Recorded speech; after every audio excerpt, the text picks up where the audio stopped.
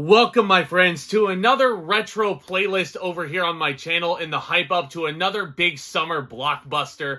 This year, we are hyping up one of my most anticipated movies, I think, of the decade, Indiana Jones and the Dial of Destiny. So now here I am, and I'm taking that figurative leap underneath the moving truck, and I'm going to look at all four preceding Indiana Jones epics in the build-up to June 30th. So let's get started with Raiders of the Lost Ark, considered by many to be one of the greatest action-adventure movies of all time. From director Steven Spielberg, the man who had brought you Jaws about 5 years prior to this, and producer George Lucas, the creative mind behind Star Wars.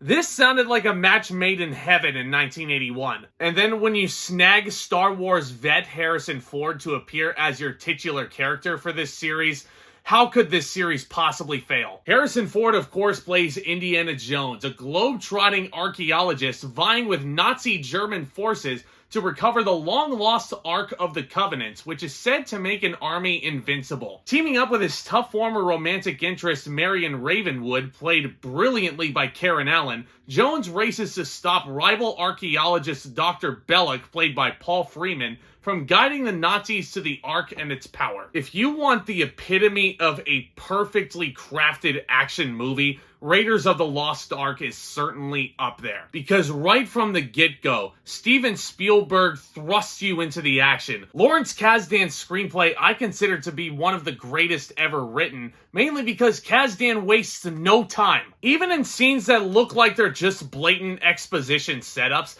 there's always something going on, and Spielberg is constantly finding ways to make even the most benign of scenes the most interesting he could possibly make them. Within the first 15 to 20 minutes of the movie, you know exactly who our main character is, what he's all about, what his business is, what his motivation is, and you understand what the Ark of the Covenant is and why it's so important for our hero and our villain to get it. You know, as much as Dr. Jones might not care about how the Ark gets his power, he needs that thing away from the Nazis. And I think these are perfect villains. I think Paul Freeman as Dr. Belloc is just so slimy and disgusting and deplorable. And just the way these villains are presented makes it all the more satisfying when they eventually melt into nothing once they do come across the Ark of the Covenant. Their own greed is essentially what bites them in the ass on the way out. And you can't really teach that kind of writing in character motivation anywhere. Lawrence Kasdan, again, you can't praise the man enough for the writing here. Certainly can't praise Harrison Ford enough either, which a lot of people consider this to be Ford's signature role, even over Han Solo. I'm not going to sit here and compare the two roles, obviously, because Star Wars is not what this is all about. That's another Lucasfilm property. But Harrison Ford as Dr. Jones is just pitch-perfect casting the whole way around. And it seems very much like typecasting, because he is still very much the tough, sarcastic one in the movie. But even when you're first introduced to him, and that whole opening sequence is so freaking breathtaking. You just see a man in a leather jacket and a fedora in the silhouette, and you're not introduced to him until the crack of the whip seeps into frame. And you don't get the iconic Indiana Jones theme when you're introduced to the main character. You get these low, dark tones, and this is just perfect composition as well. But it sets Dr. Jones up as not your typical hero. And sure, he's finding his ways out of these booby-trap scenarios, getting the golden idol for this schmo played by Alfred Molina, a very young Alfred Molina, rather, where taking one wrong step will get a spear right through his gut, and escaping that iconic boulder that has since grown synonymous with the Indiana Jones lore. It seems like this hero is very much invincible, but once he boards the seaplane that comes to rescue him in that whole opening montage, you see that there's a snake in the cockpit, and this is where we learn that Indiana Jones has an insane phobia of snakes. Absolutely despises them. And that really humanizes this main character. Again, not your typical hero. He's an archaeologist. He's intelligent. He's a professor. He's a heartthrob. The way Raiders of the Lost Ark presents its main character makes him just, like, again, this direction and this screenwriting is just so pitch perfect. I mentioned the score by the one and only John Williams. Man, that dude could do no wrong. And similar to A New Hope, the score is a lot more subtle than it is in the sequels. And I just think that increases the intensity of every little moment. you really feel the stakes every single scene here in Raiders of the Lost Ark. Which brings me to the action. Like, God, why can't they make action movies like this anymore, man? The memorable scenes are just too many to count. I've already gushed so much about the opening 15 minutes, which is one of my favorite movie introductions ever. You also have Indy and Marion escaping the Nazis out of this fiery bar. And that's another thing, guys. This movie is rated PG. It's probably the hardest PG rating you're ever gonna find. And this will play into a whole topic that we'll cover in a later Indiana Jones review down the line on this playlist. But you just look back, 1981, Raiders of the Lost Ark rated PG.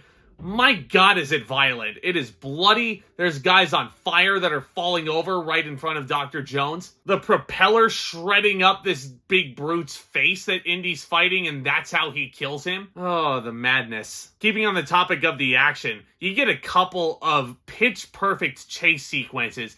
The basket chase is really freaking fun. And just the way everything is framed and choreographed. Indy making Marion duck so he can punch a dude in the face that was creeping up behind her. It is just awesome. You can't find fight choreography like this anymore. While I'm talking about her, Karen Allen as Marion, our love interest, is so freaking good in this movie. And she has a really fun character introduction as well, where she's out drinking dudes in a bar, and she's hustling them. She's essentially a pool shark, except just using alcohol. This, much like Indiana Jones himself, paints her as intelligent. And her and Harrison Ford are just dynamic together as a romantic duo. Pretty freaking adorable as well. After this whole truck chase sequence, when Indy's lying in bed, he's saying everything hurts. And then Marion's sitting there like, well, what doesn't hurt? Everything hurts. And then he just keeps pointing to random places until he finally touches his lips. It's like, it's, you can't really teach that, okay? On the adorable scale, when it comes to romance in movies, you can't touch that. I mentioned that truck chase sequence, and my God, like, again, if I'm sounding repetitive when I'm saying one of the greatest this of all time about anything regarding Raiders of the Lost Ark, that's because this is one of the greatest action movies ever made. So you're gonna notice that a lot of this is the pinnacle, guys. The fact that Indiana Jones starts out this whole chase sequence on a horse, and then he winds up in a Nazi truck and he's fighting the dude while the truck is moving. Harrison Ford moving under the truck to find a way back in, and then just careening his enemies off the side of the road with said truck. I'm telling you guys, Raiders of the Lost Ark from beginning to finish is absolutely just, like, you cannot take your eyes off this movie. And it still perplexes me how Steven Spielberg actually got this made and how George Lucas got him on board. Like, this collaboration right here, it's the stuff made of legends. Lawrence Kasdan's writing on top of that, very funny movie as well. Really makes the characters all that much more relatable. Snakes.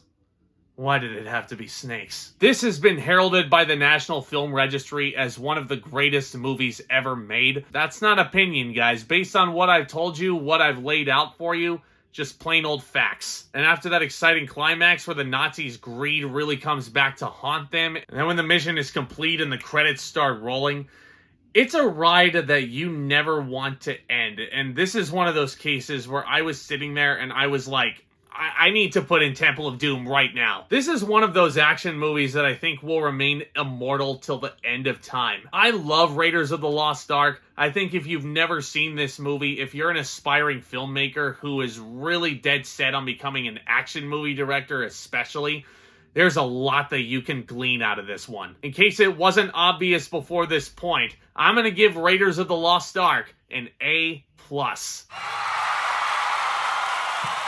I mean, this is the kind of movie that filmmakers can only dream of making. But I'm just so freaking pumped that I get to talk about the rest of the Indiana Jones series with you guys, including Dial of Destiny once that comes out on June 30th. Stay tuned for the next review in this playlist for a lost gem, I would say, Temple of Doom. Very polarizing movie amongst fans. I very much have a soft spot for it, and I cannot wait to explain why. And if you want to continue discussing all these fun topics in movies and entertainment, not just Indiana Jones, but all things geeky, this channel is the place to be. So do consider becoming a subscriber and tap on that notifications bell so you don't miss another second of the action. And hit that thumbs up on your way out. This really helps with the algorithm and helps spread this content out to more lovely viewers like you. Guys, y'all are the best. Stay tuned for more fun reviews very, very soon.